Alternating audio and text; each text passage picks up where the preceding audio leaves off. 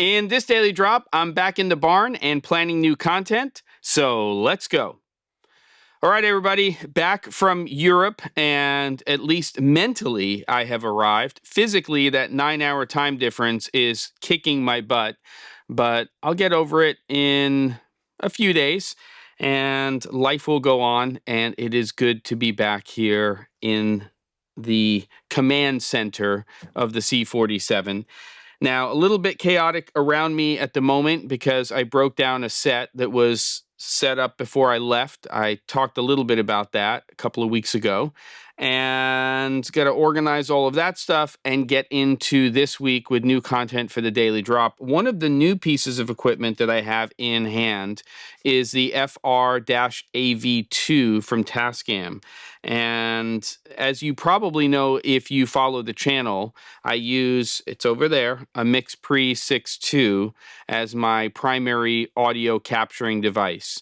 And it is fantastic, and I have never had an issue with it.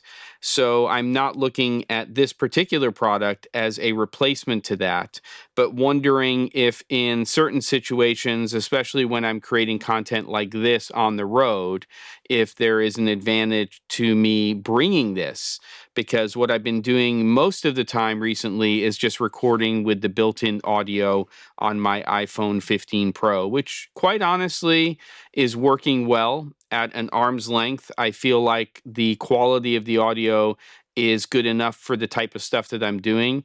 But of course, when you have a device like this, which is still a relatively small form factor, I could get a little belt clip or something like that, it would open up other things for me to be able to use when it comes to capturing audio, such as a lavalier mic, headset mic, or a boomed standard shotgun style microphone.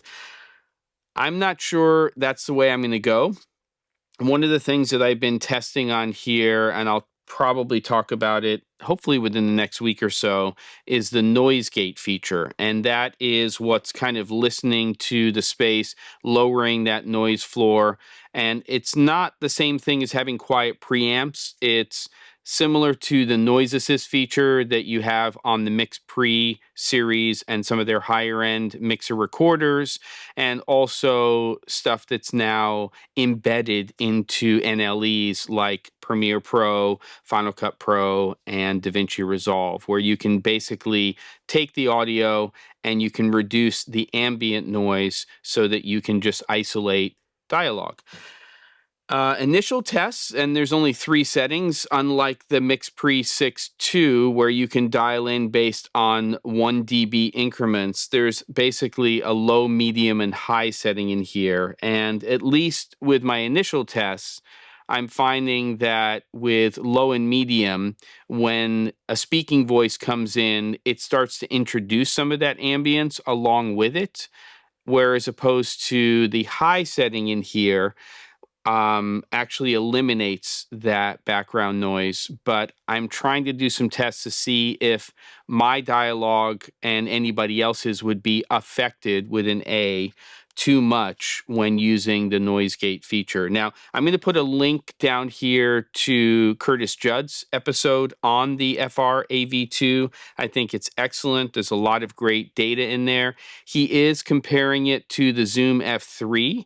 So keep that in mind. It's not just focused on this particular product, but it primarily is, because he's sort of talking about the differences and similarities between the two.